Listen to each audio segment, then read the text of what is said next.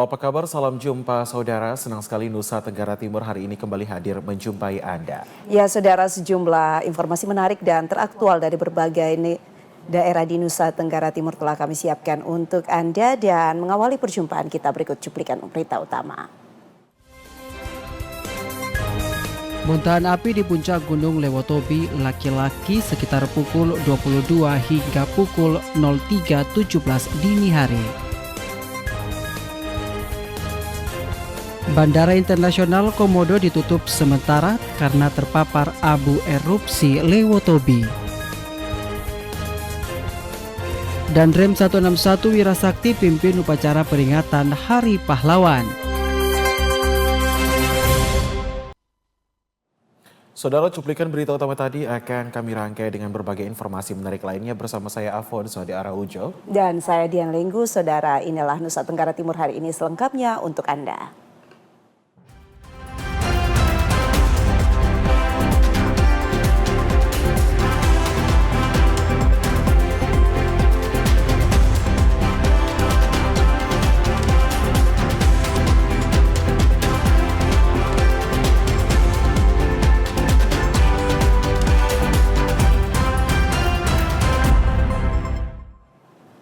Kita ke informasi pertama, saudara. Muntahan api di puncak Gunung Lewotobi laki-laki Kabupaten Flores Timur terjadi di malam hari sekitar pukul 22.00 hingga pukul 3.17 dini hari. Hal tersebut membuat para warga di wilayah pengungsian panik. Pantauan TVRI dari Bukit Res Areal Lewotobi, Desa Lewo Ingu, Kecamatan Titehena, Kabupaten Flores Timur pada Sabtu 9 November sekitar pukul 22.00, semburan api disertai gemuruh panjang terjadi di puncak gunung api ini. Luapan lava panas ini tentu membuat cekam warga yang menyaksikan peristiwa alam dari kejauhan. Sementara itu, laporan Badan Geologi Kementerian ESDM, PVMBG dan Pos Pengamatan Gunung Api Lewotobi laki-laki menjelaskan erupsi Gunung Api Lewotobi kembali terjadi pada Sabtu 9 November 2024 sekitar pukul 22.00 waktu Indonesia Tengah dengan tinggi kolom abu mencapai 5.000 meter di atas puncak 6.584 meter di atas permukaan laut. Kolom abu teramati berwarna coklat dengan intensitas tebal, condong ke arah barat dan barat daya. Erupsi ini terekam di seismogram dengan amplitudo maksimum 47,3 mm dengan durasi 4 menit 24 detik. Badan Geologi PVMBG dan Pos Pengamatan Gunung Api Lewotobi laki-laki menghimbau agar masyarakat di sekitar Gunung Api Lewotobi laki-laki dan para pengunjung maupun masyarakat wisatawan tidak melakukan aktivitas apapun dalam radius 7 km dari pusat erupsi. Hingga saat ini Gunung Api Lewotobi laki-laki berada pada status 4 atau awas. Dari Flores Timur, Patman Werang, TVRI NTT. Aktivitas erupsi Gunung Lewotobi laki-laki di Kabupaten Flores Timur hingga saat ini terus berlangsung. Hujan abu vulkanik teramati tebal menjulang dari kejauhan, dan warga di seputaran lereng gunung api ini dihimbau untuk segera mencari tempat aman untuk melindungi diri dari paparan langsung abu vulkanik.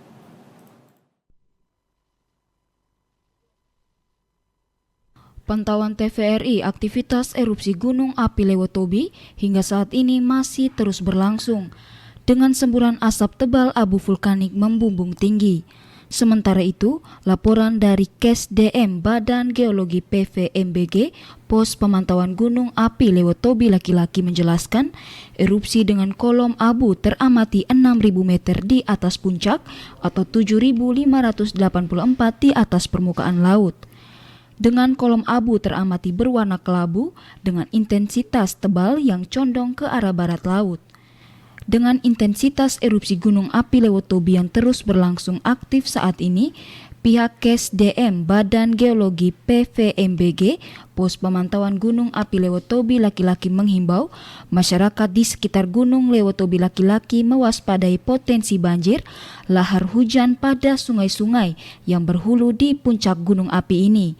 Jika terjadi hujan dengan intensitas tinggi, masyarakat yang terdampak hujan abu Gunung Lewotobi laki-laki hendaknya selalu menggunakan masker untuk menghindari bahaya abu vulkanik pada sistem pernapasan. Dari Kabupaten Flores Timur, Patman Werang, TVRI NTT. Sementara itu, Saudara, Badan Nasional Penanggulangan Bencana bersama dengan Pemda Kabupaten Flores Timur terus melakukan upaya cepat untuk penanganan warga yang terdampak erupsi Gunung Lewotobi. Seiring dengan penetapan status tanggap darurat bencana erupsi yang terhitung sejak 4 November hingga 31 Desember mendatang. Berdasarkan data perkembangan pengungsi dampak erupsi Gunung Lewotobi laki-laki saat ini sebanyak 11.445 jiwa dengan sebaran kecamatan Titehena dengan 4 posko. Total pengungsi 5.838 jiwa terdiri dari laki-laki 1.955 jiwa, perempuan 1.953 jiwa, sementara pengungsi berkebutuhan khusus meliputi bayi 19 jiwa, balita 222 jiwa, ibu hamil 18 orang, ibu menyusui 27 orang, lansia 416 jiwa, dan disabilitas 11 orang. Kecamatan Hulang Gitang tersebar di 6 desa dengan jumlah 1.263 jiwa yang terdiri dari laki-laki 609 jiwa, perempuan 654 jiwa, dari 322 kepala keluarga. Sementara pengungsi dengan kebutuhan khusus, diantaranya bayi 10 orang, balita 53 orang, ibu hamil 3 orang, ibu menyusui tidak ada, lansia 176 orang, dan disabilitas tidak ada. Kecamatan Ilebura tersebar di 3 desa sebanyak 127 jiwa, terdiri dari laki-laki 64 jiwa, perempuan 63 jiwa. Sementara pengungsi dengan kebutuhan khusus, bayi 1 orang, balita 11 orang, ibu hamil 2 orang, ibu menyusui 11 orang, lansia 13 orang, dan disabilitas tidak ada. Kecamatan Demon Pagong 302 jiwa, laki-laki 145 jiwa, perempuan 157 jiwa. Sementara pengungsi dengan kebutuhan khusus, yakni bayi tidak ada, balita 11 orang, ibu hamil 1 orang, ibu menyusui tidak ada, disabilitas tidak ada, dan lansia 5 orang. Kecamatan Larantuka jumlah pengungsi 296 jiwa, diantaranya laki-laki 145 orang, perempuan 151 orang, yang tersebar di 59 kepala keluarga. Sementara pengungsi berkebutuhan khusus, yakni bayi 8 orang, balita 21 orang, ibu hamil 2 orang, ibu menyusui tidak ada, disabilitas 2 orang, dan lansia 54 orang, tersebar pada 55 kepala keluarga di 7 desa. Sementara pengungsi di Kabupaten Sika terdata sebanyak 3.564 jiwa, yang tersebar di 943 kepala keluarga di 6 desa dan Kota Maumere, Kabupaten Sika. Sedangkan laporan korban terdampak, luka berat 31 orang, luka ringan 32 orang, masih dalam perawatan 7 orang, dan dinyatakan meninggal dunia 9 orang. Dari Flores Timur, Patman Werang, TVRI NTT. Dampak erupsi Gunung Lewotobi di Kabupaten Flores Timur terus meningkat. Luapan abu vulkanik disertai guyuran kerikil memaksa beberapa desa di lereng gunung bagian barat harus mengungsi ke wilayah aman dan memilih desa Lewoingu, Kecamatan Titihena, Kabupaten Flores Timur. Terdata hingga saat ini sudah ada 1.304 pengungsi yang berada di posko Lewoingu. Pantauan TVRI di lokasi pengungsi Lewoingu, 1.304 jiwa ini datang dari Desa Wailula, Hewa, Newokote, Kecamatan Wulang Gitang, dan pengungsi dari Desa Nobo dan Watobuku, Kecamatan Ilebura. Menurut Mira, salah satu warga pengungsi dari Desa Hewa di posko pengungsi Lewoingu, dirinya bersama warga Hewa sudah berada di posko pengungsi sejak 2 hari atau sejak hari Jumat kemarin. Namun kondisi pengungsian dengan peralatan seadanya, dirinya bersama segenap warga tetap bertahan dan mengutamakan ibu hamil dan anak-anak untuk menggunakan peralatan tilam atau kasur yang layak. Sementara warga lainnya terpaksa tidur beralaskan tikar atau terpal yang disiapkan. Sementara untuk kebutuhan konsumsi, warga pengungsi mengaturnya sendiri secara mandiri untuk memasak nasi dan sejumlah kebutuhan lainnya. Urusan dapur dan konsumsi ditangani oleh masing-masing perwakilan dari setiap desa yang menempati posko pengungsi Lewo Ingu. Soal logistik ini siapa yang antar? Saya kurang tahu logistik dari mana, karena pemerintah yang antar. Artinya dari pemerintah yang antar. Stok airnya bagaimana? Airnya sekarang habis. Posisi sekarang habis. Kayu api mereka sementara pergi cari. Malam-malam kita tidur nyaman tidak? Nyaman di dalam kasur apa semua ada tidak? Atau kalau kasur masih diperuntukkan untuk bayi dengan lansia. kalau mama yang anak-anak dan orang dewasa? Kasurnya tidak ada. Jadi pakai apa? Kayu dan terpal dengan tikar. Kondisi pengungsi di posko Lewo Ingu tentunya membutuhkan perhatian serius dari pemerintah demi mengurangi beban psikologis masyarakat terdampak erupsi gunung api Lewotobi saat ini. Perkiraan pengungsi di posko Lewo Ingu akan terus meningkat seiring dengan aktivitas erupsi gunung api Lewotobi laki-laki terus meningkat dengan semburan abu vulkanik disertai luapan kerikil dan material lainnya sejak hari Kamis hingga saat ini. Dari Kabupaten Flores Timur, Patman Werang, TVRI NTT. Saudara, Bandara Internasional Komodo Labuan Bajo, Kabupaten Manggarai Barat, ditutup sementara setelah hasil paper test menunjukkan positif terpapar sebaran abu vulkanik Gunung Lewotobi laki-laki. Aktivitas di Bandara Internasional Komodo Labuan Bajo, Manggarai Barat, Nusa Tenggara Timur terpantau sepi akibat penutupan sementara pada Minggu 10 November 2024 karena terdampak sebaran abu vulkanik Gunung Lewotobi laki-laki. Kurang lebih 16 penerbangan ke berbagai daerah dibatalkan sejak Sabtu 9 November 2024. Dari informasi yang diterima, erupsi Gunung Lewotobi laki-laki di mana abu vulkanik sudah masuk pada jalur ruang udara penerbangan dan juga pada bandara berdasarkan paper test dinyatakan hasilnya positif. Pihak otoritas bandara belum bisa memastikan sampai kapan aktivitas penerbangan akan ditutup.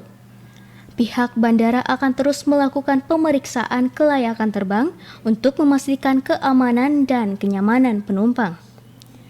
Dari Labuan Bajo, Alexandro Hatol, TVRI NTT. Akibat penutupan sementara Bandara Internasional Labuan Bajo, seluruh penumpang tertahan dan tetap berada di Labuan Bajo untuk beberapa waktu.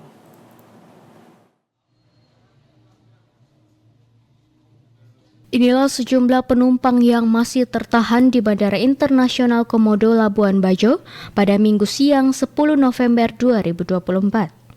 Para penumpang ini tertahan sejak Sabtu 9 November kemarin, awal penutupan bandara akibat terpapar sebaran abu vulkanik Gunung Lewotobi laki-laki. Sejumlah penumpang memilih untuk bertahan di sekitaran bandara guna untuk menunggu informasi lanjutan terkait adanya keberangkatan. Namun ada juga yang memutuskan kembali ke hotel untuk menambah masa tinggal di Labuan Bajo, khususnya para wisatawan asing dan domestik. Dari Manggarai Barat, Alexandro Hatol, TVRI NTT. Sementara itu, saudara, abu vulkanik letusan Gunung Lewotobi laki-laki Kabupaten Flores Timur menyebar hingga ke Kabupaten Nagekeo. Warga mulai merasakan keanehan saat bernafas dan mata pun terasa perih. Abu vulkanik akibat erupsi Gunung Lewotobi laki-laki di Kabupaten Flores Timur mulai dirasakan oleh warga Kabupaten Nagekeo bagian selatan. Di Kecamatan Mauponggo, sebaran abu vulkanik yang terbawa oleh angin bertebaran di atap rumah warga, kendaraan roda 2 maupun roda 4. Abu vulkanik yang berwarna putih juga terlihat menempel pada dedaunan pepohonan dan juga tanaman bunga warga. Warga mengakui akibat sebaran abu vulkanik telah dirasakan oleh warga ketika saat bernafas. Udara yang dihirup tidak seperti biasanya. Selain itu, mata terasa perih ketika berada di luar rumah. Suhu udara terasa panas tidak seperti biasanya, meskipun sebaran abu vulkanik telah menambah ke wilayah Kabupaten Nagekeo, namun belum mengganggu aktivitas warga. Ini katanya dari erupsi dari gunung ini, Laktobi ya? Lewotobi. Sejak kapan debu sampai di sini? Ini debu 2 hari lalu. 2 hari lalu. Apa yang Bapak rasakan dari debu? Kalau rasakan sementara kita lihat sepertinya pernapasan agak ini. Kalau dia napas kita macam ada kering rasa pernapas. Debu ini nih ya secara kesehatan mempengaruhi sekali dengan kesehatan. Hingga saat ini belum ada himbauan dari pemerintah kepada warga untuk mengenakan masker saat beraktivitas di luar rumah. Dari Nagekeo, Doni Moni, TVRI NTT. Ya, saudara, usai jeda berikut kami akan segera kembali dengan informasi lainnya. Tetaplah bersama kami.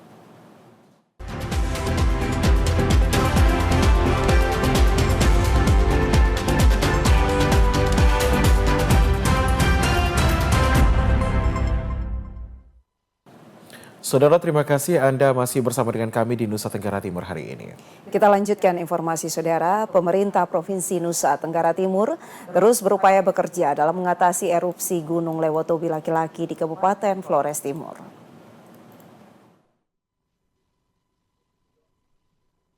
Erupsi Gunung Lewotobi laki-laki di Kabupaten Flores Timur menimbulkan duka yang mendalam bagi seluruh masyarakat Nusa Tenggara Timur, di mana dampak erupsi ini mengakibatkan banyak korban yang meninggal, luka-luka serta kerusakan material masyarakat sekitar. Pemerintah juga telah menetapkan status tanggap darurat bencana erupsi terhitung sejak 4 November hingga 31 Desember 2024. Asisten 1 Setda Provinsi Nusa Tenggara Timur, Erni Usboko mengatakan, pemerintah provinsi telah bertindak cepat, berkoordinasi dengan OPD terkait serta Kesbangpol dan Forkopimda untuk menurunkan tim-tim teknis demi mengatasi permasalahan, diantaranya keamanan, kesehatan, bantuan pangan, dan kebutuhan finansial lainnya yang dibutuhkan para korban pengungsi.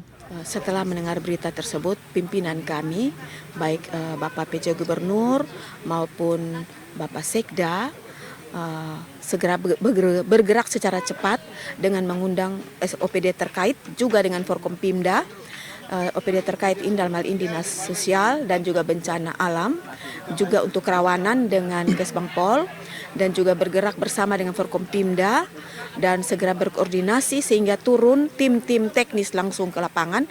Jadi bukan hanya dari provinsi, dari pusat dan juga dari provinsi dan dari kabupaten, bersama seluruh Forkompimda turun bersama-sama untuk mengatasi berbagai persoalan, misalnya kebutuhan tenda, kebutuhan pengamanan untuk pengungsian, kebutuhan finansial lainnya yang dibutuhkan oleh saudara-saudara kita yang mengalami korban. Juga kalau saat ini sementara pengungsian tambah jauh lagi karena erupsi yang belum stop-stop. Dan juga kita tidak berhenti juga berdoa karena semua itu kejadian alam dan kita perlu dukungan dari Yang Maha Kuasa sehingga kerja-kerja yang dilakukan itu betul-betul masif dari seluruh pihak dan mengatasi persoalan itu sampai selesai. Sementara itu, Kepala Dinas Sosial Provinsi Nusa Tenggara Timur, Kanisius H. Emau, mengatakan pihaknya terus bekerja demi mengatasi dampak sosial erupsi Gunung Lewotobi laki-laki.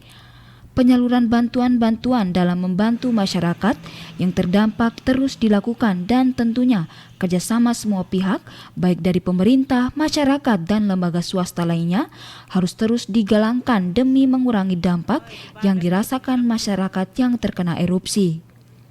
Untuk bantuan seluruh komponen terkait dengan caranya, dengan pendekatan-pendekatan sudah terus dilakukan.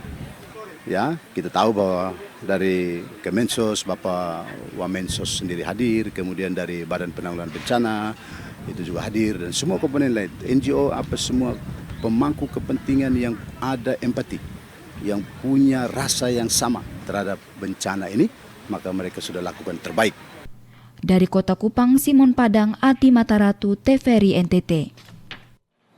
Kita ke informasi lainnya, Saudara. Upacara dalam memperingati Hari Pahlawan ke-79 tahun 2024 tingkat Provinsi NTT berjalan dengan aman dan juga lancar dan dihadiri dengan seluruh pimpinan Forkopimda Provinsi Nusa Tenggara Timur.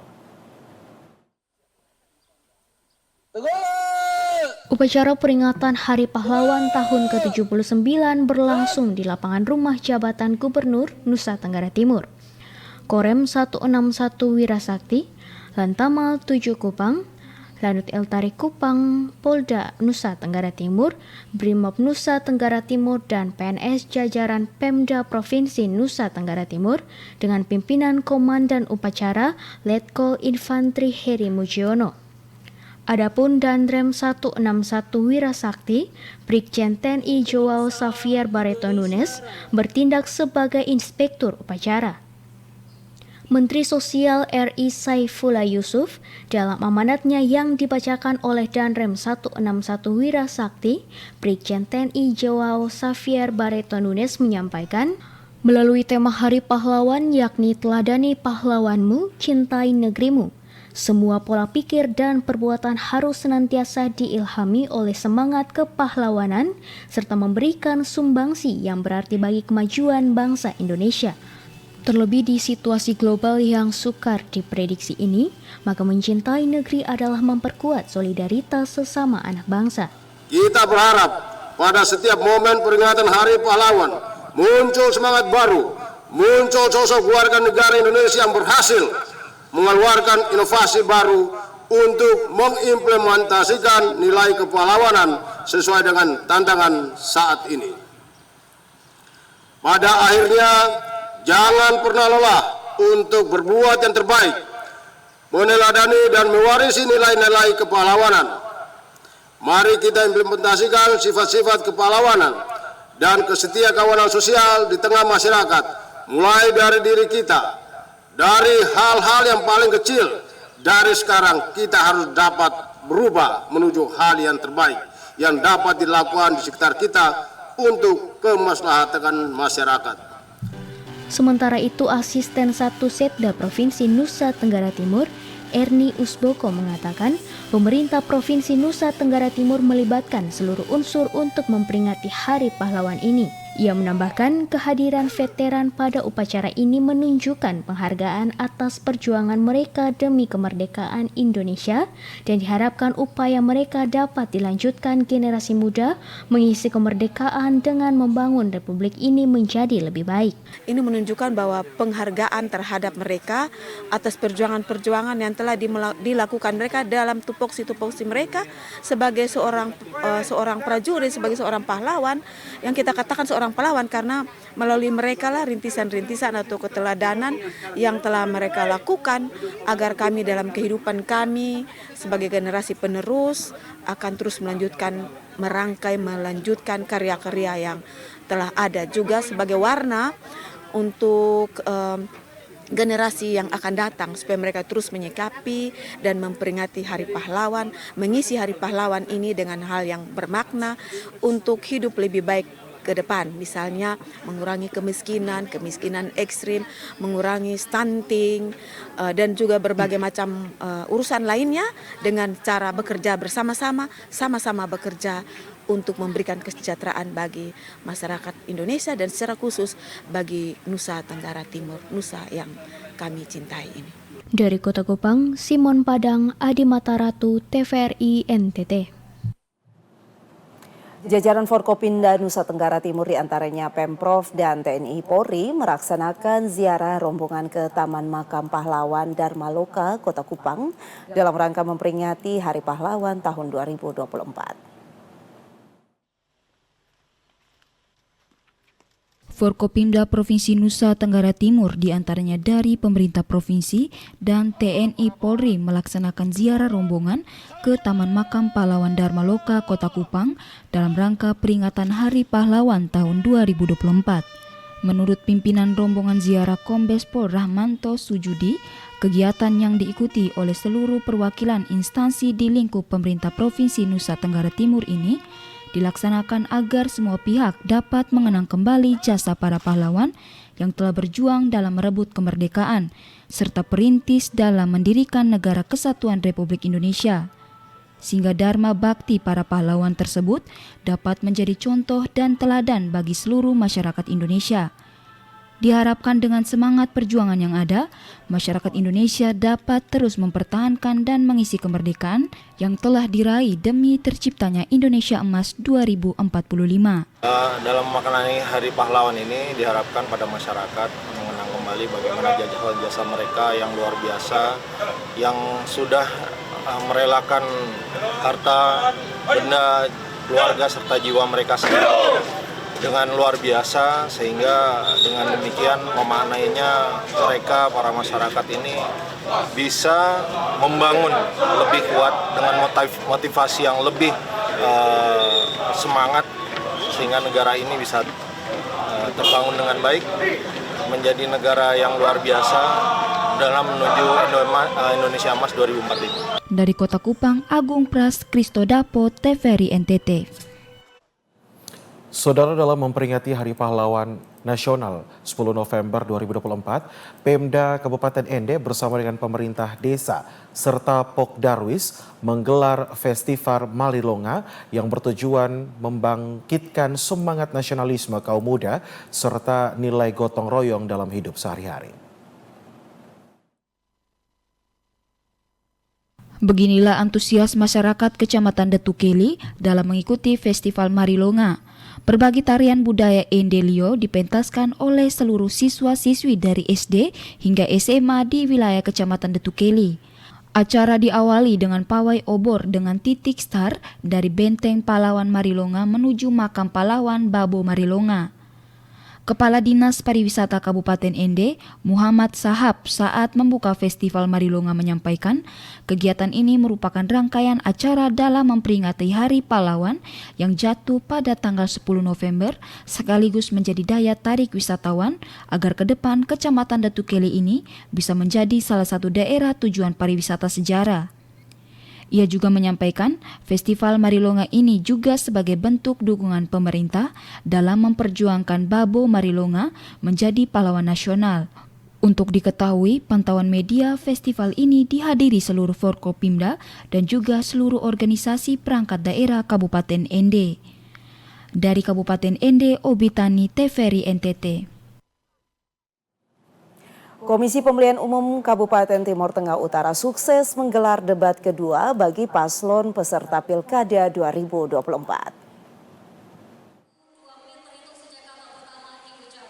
Debat kedua paslon Bupati dan Wakil Bupati Timur Tengah Utara tahun 2024 ini digelar di Aula Hotel Prawijaya, Jalan Sonbai, Kelurahan Kevamananu Tengah, Kecamatan Kota Kevamananu. Mengusung tema mewujudkan pelayanan publik yang prima dan efektif untuk mengatasi tantangan pembangunan daerah dan meningkatkan kesejahteraan masyarakat, pelaksanaan debat berlangsung kondusif. Dalam sambutannya, Ketua KPU Timur Tengah Utara Petrus Uskono mengatakan, dasar pemikiran pengangkatan tema ini adalah menggali konsep dan gagasan para paslon tentang upaya pemberian pelayanan secara prima, profesional dan berkualitas yang berfokus pada kepuasan masyarakat. Debat publik ini memberikan kesempatan bagi pasangan calon untuk memaparkan rencana-rencana kerja dalam memperbaiki pelayanan publik dan menangani permasalahan pembangunan daerah. Kita semua berharap dalam suasana debat ini, pasangan calon dapat mengemukakan gagasan yang konkret, terukur, dan dapat diandalkan, yang akan memudahkan masyarakat dalam menentukan pilihan mereka dengan lebih bijak. Petrus berharap kepada seluruh masyarakat Kabupaten Timur Tengah Utara agar dapat mengikuti proses pelaksanaan debat dengan baik guna memperoleh referensi yang cukup untuk menentukan pilihan pada tanggal 27 November 2024 mendatang. KPU Timur Tengah Utara masih akan menyelenggarakan debat publik paslon Pilkada 2024 yang ketiga pada tanggal 23 November mendatang. Dari Kabupaten Timur Tengah Utara, Joseph Raso, TVRI NTT.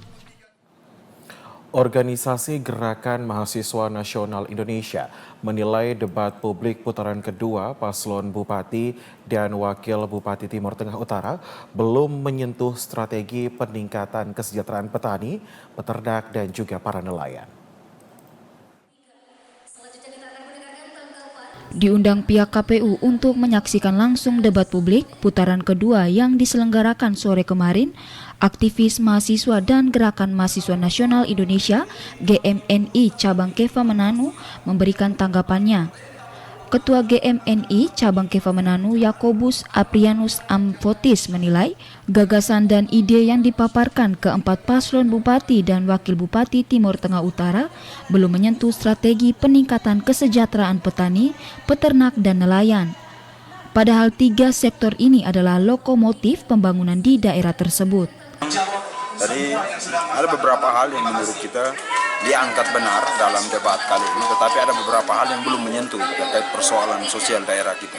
Misalkan tadi persoalan sosial hanya seputaran soal tenaga kerja, hanya seputaran soal bencana, tetapi masalah yang sebenarnya terjadi di Timur Tengah Utara adalah bagaimana meningkatkan. Kalau menurut pandangan mahasiswa, hari ini adalah kita melihat bagaimana upaya meningkatkan pertanian sebagai lokomotif pembangunan di daerah Kabupaten Timur Tengah Utara. Itu yang menurut kita belum disentuh dalam pembahasan tadi. Pertanian, perikanan, dan juga mungkin peternakan yang merupakan lokomotif pembangunan PTU menurut kita. Lebih lanjut, menurut Yakobus Amfotis, selain belum menyentuh strategi peningkatan kesejahteraan pada tiga sektor yang disebutkan tadi, para paslon diharapkan juga memiliki ide dan gagasan bagaimana menghidupkan kembali perusahaan daerah yang ada. Dengan demikian, investor yang hendak didatangkan para paslon ke daerah ini, bila terpilih nanti, dapat berinvestasi lewat perusahaan daerah yang ada.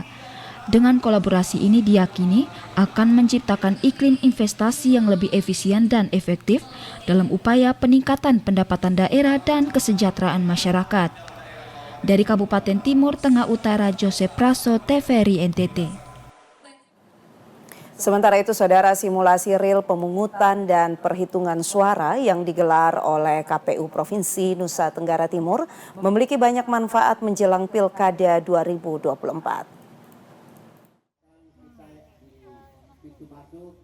Simulasi real pemungutan dan perhitungan suara gubernur dan wakil gubernur, juga bupati dan wakil bupati tahun 2024 yang digelar oleh KPU Provinsi Nusa Tenggara Timur yang menggandeng KPU Kabupaten Kupang merupakan simulasi yang sangat bermanfaat. Tidak saja bermanfaat bagi masyarakat, tetapi lebih utama bagi KPPS sebagai penyelenggara pilkada nanti.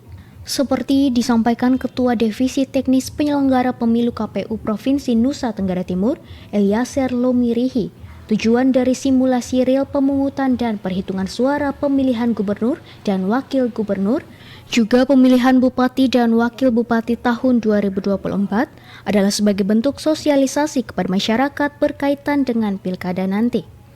Memberikan pemahaman yang utuh bagi seluruh penyelenggara pemilih, terutama bagi kelompok penyelenggara pemungutan suara atau KPPS yang akan bertugas pada saat pemungutan suara tanggal 27 November 2024 mendatang. Selain itu, kegiatan ini juga mendorong kesadaran masyarakat agar saat pilkada nanti bisa membawa semua syarat yang harus dipenuhi saat datang ke TPS. Diharapkan pilkada 2024 nanti bisa berjalan aman, lancar, dan damai, sebagaimana seperti simulasi yang akan digelar. Selain itu, diharapkan pula pemimpin daerah yang akan terpilih adalah pemimpin yang memperoleh legitimasi yang kuat dari masyarakat. Berkaitan dengan tujuan daripada simulasi pemungutan suara di TPS real ini, tidak lain adalah untuk kami memberikan sosialisasi kepada masyarakat berkaitan dengan pemungutan suara di tanggal 27 November yang akan datang. Satu, yang kedua juga kami ingin memberikan pemahaman yang utuh bagi seluruh penyelenggara pemilu kita, terutama teman-teman KPPS kita yang akan bertugas pada pemungutan suara tanggal 27, karena kita tahu bahwa KPPS itu merupakan ujung tombak dalam penyelenggaraan pemilu kita di.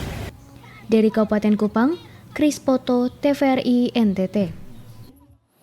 Saudara mahasiswa Universitas Nusa Cendana yang tergabung dalam program Merdeka Belajar Kampus Merdeka atau MBKM di kantor LPP TVRI Nusa Tenggara Timur berkolaborasi bersama dengan pemerintah Kelurahan Manutapen dan juga Puskesmas Manutapen untuk menurunkan angka stunting.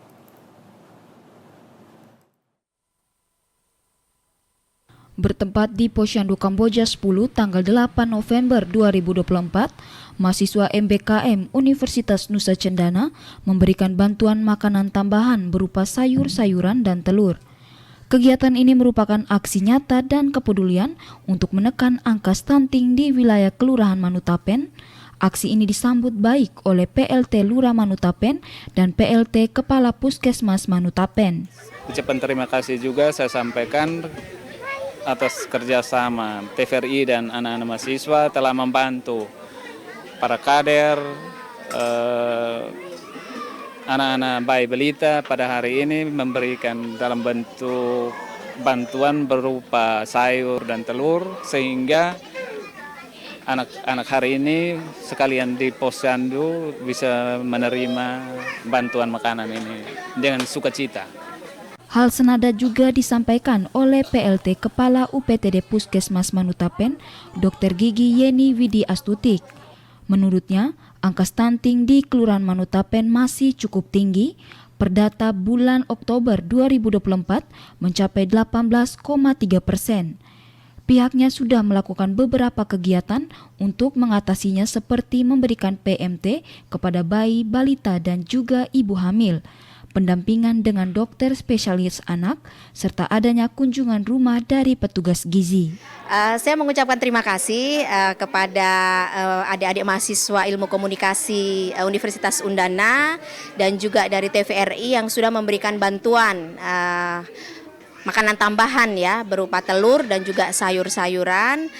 Ini cukup membantu kaitannya dengan bayi balita yang bermasalah gizi. Jadi apa yang adik-adik sudah lakukan itu memberikan kontribusi di dalam peningkatan status gizi meskipun mungkin tidak signifikan, tapi ini cukup menggugah mungkin yang lainnya untuk bisa kita bersama-sama menangani masalah gizi, tidak hanya dari kami kesehatan juga tetapi lintas sektor juga turut berpartisipasi. Jadi sekali lagi terima kasih untuk bantuannya, motivasinya, dukungannya untuk di Posyandu Kamboja 10. Dari Kota Kupang, Tim Liputan TVRI NTT. Beralih ke informasi lain, Saudara, Ketua Pembina Yayasan Kemala Bayangkari Pusat gelar bakti sosial pembagian 500 paket bingkisan sembako kepada masyarakat TTS sebagai wujud peduli kasus stunting di Kabupaten TTS yang terdata masih sangat tinggi, yakni 38%.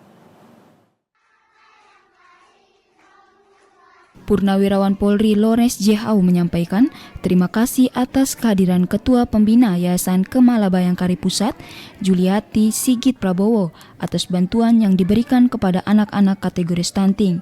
Purnawirawan Polri Kawurawuri, lansia dan anak-anak sekolah, ia berharap kunjungan ini terus berlanjut dan bisa berkembang ke daerah lain di Nusa Tenggara Timur. Ia menambahkan, kegiatan bakti sosial ini merupakan kegiatan perdana yang dilakukan oleh pembina Yayasan Kemala Bayangkari Pusat di Timur Tengah Selatan. Minta terima kasih atas bantuan sosial yang dibagikan oleh Ibu Ketua yang telah membagi 500 bingkis paket kepada Purnawirawan Polri, kepada Warkawuri, dan masyarakat lansia yang ada di Kabupaten Timur Tengah Selatan, dan anak sekolah SD, SMP maupun SMA yang masih berstatus stunting. Dari Kabupaten Timur Tengah Selatan, Evan Baitanu, TVRI NTT. Saudara, para petani desa Umaklaran Kabupaten Belu NTT berjuang dalam mengatasi gagal panen tomat pada saat musim kemarau. Hingga harga beli yang meningkat 2 kali lipat menjadi motivasi para petani untuk terus berupaya dalam mencapai hasil panen yang maksimal. Seperti yang terjadi pada lahan tomat milik petani asal desa Umaklaran, Leonardus Antoni Laku. Sejak beberapa bulan terakhir mendekati puncak musim kemarau, tanaman tomat milik Leonardus perlu mendapatkan perawatan yang lebih ekstra. Terlebih dalam mengantisipasi serangan hama yang dapat merusak buah. Untuk ketersediaan air, bagi Leonardus tidak menjadi masalah karena air yang tertampung pada bendungan Haliwen sudah sangat mencukupi untuk melakukan penyiraman di lahan tomat seluas kurang lebih 1 hektar miliknya. Diakui Leonardus, penjualan tomat tahun ini mengalami peningkatan dibandingkan tahun lalu. Jika tahun lalu Leonardus memanen 17 keranjang tomat dengan harga Rp100.000 per keranjang, maka panen tahun ini Leonardus mampu menghasilkan 20 keranjang tomat dengan harga Rp300.000 per keranjang. Sejak tahun 2020, kalau yang sekarang ini baru pertama kali untuk di lahan yang ini. Oh iya. Kendala dalam tanam tomat itu pasti hama dengan penyakit. Kalau soal air aman karena kita ini pengaliran air dari irigasi. Ya. Kalau pada saat musim kemarau begini, kalau untuk tanaman hortikultura, kalau untuk pengairan aman karena ada bendungan irigasi. Budidaya pertanaman tomat menjadi salah satu komoditi pertanian warga tani di wilayah perbatasan Belu. Pangsa pasar komoditi pertanian ini cukup menjanjikan. Selain pasar lokal Kota Atambua dan juga permintaan konsumen hingga ke Kupang, Nusa Tenggara Timur. Kabupaten Belu juga memenuhi permintaan tomat dari negara tetangga Timor Leste. Dari Kabupaten Belu, Andri Witak, TVRI NTT.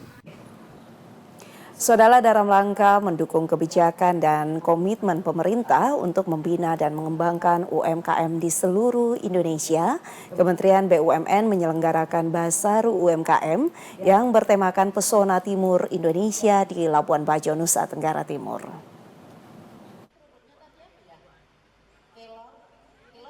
Bazar Pesona Timur Indonesia resmi dibuka dengan kegiatan Sangrai Kopi Flores dari kerjasama lintas BUMN yaitu PT PLN, PT Jasara Harja, PT ASDP, PT Pelni, dan PT Aviasi Pariwisata Indonesia. Kegiatan yang diikuti 121 UMKM ini merupakan program strategis untuk mendorong pertumbuhan ekonomi nasional, khususnya di sektor UMKM dan pariwisata di kawasan timur Indonesia yang berjalan selaras dengan program Gerakan Nasional Bangga Buatan Indonesia dan Bangga Berwisata di Indonesia. Berbagai olahan mulai dari tenun, berbagai daerah dari Nusa Tenggara Timur, kopi dan jajanan khas dipamerkan dalam bazar ini. Bazar yang diselenggarakan ini diharapkan mampu meningkatkan daya beli wisatawan yang datang berlibur ke Labuan Bajo dan juga memperkenalkan produk Nusa Tenggara Timur ke pasar internasional. Tujuan pelaksanaan kegiatan untuk wilayah Indonesia Timur yaitu Pesona Timur Indonesia ini merupakan bentuk kepedulian Badan Usaha Milik Negara Kementerian BUMN melalui BUMN-nya di mana dalam mendukung peningkatan UMKM, di mana UMKM kecil bisa naik kelas. Tujuan utamanya ada seperti itu, karena kita lihat bahwa ekonomi Indonesia ini kuat karena UMKM. Pemerintah Provinsi Nusa Tenggara Timur mengharapkan dengan kegiatan ini UMKM dapat naik kelas dan mampu meningkatkan perekonomian masyarakat. Momentum yang sangat strategis untuk kita bangkit dan membawa UMKM kita ke level yang lebih menjanjikan, yaitu UMKM naik kelas dan pada akhirnya menjadi UMKM ekspor. Karena dari jumlah 366.000 UMKM se-Nusa Tenggara Timur, itu sebagian besar masih ada pada kategori wirausaha pemula dan UMKM mandiri. Belum banyak yang naik kelas, apalagi ekspor. Kegiatan bazar ini akan berlangsung dari tanggal 8 sampai 10 November 2024. Dari Labuan Bajo, Alexandro Hatol, TVRI NTT. Saudara, informasi lainnya akan kami sampaikan setelah jeda pariwara berikut ini. Tetaplah bersama kami.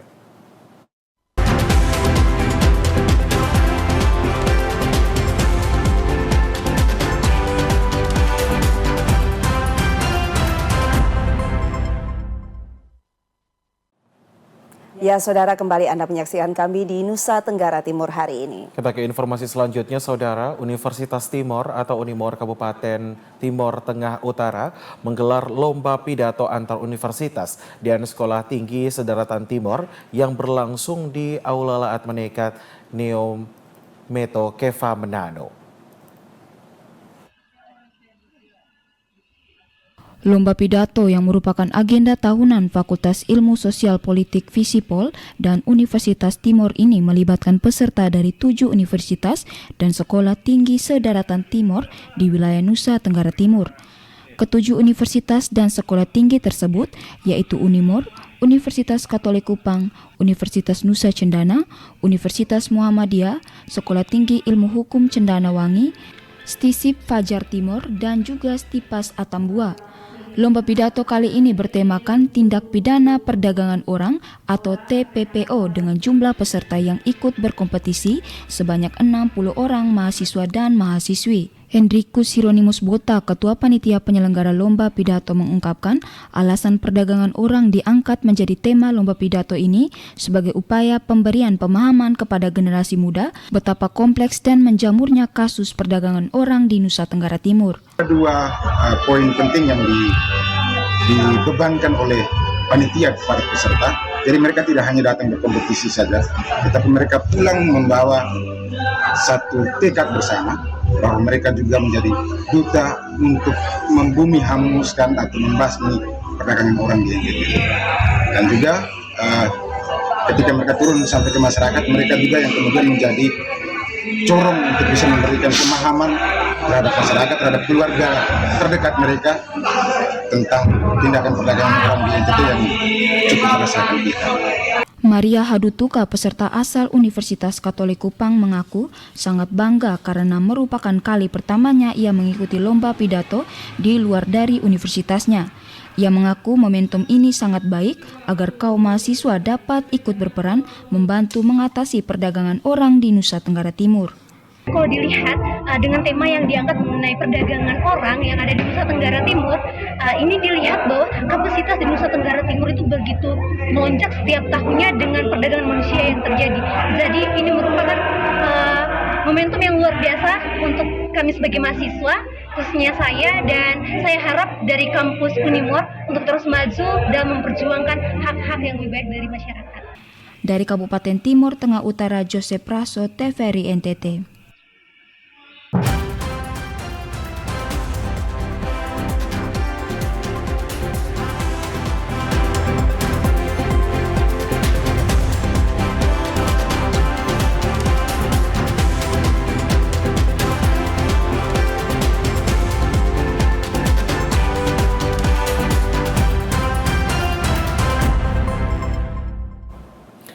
Ya, saudara, informasi tadi sekaligus mengakhiri perjumpaan kita hari ini.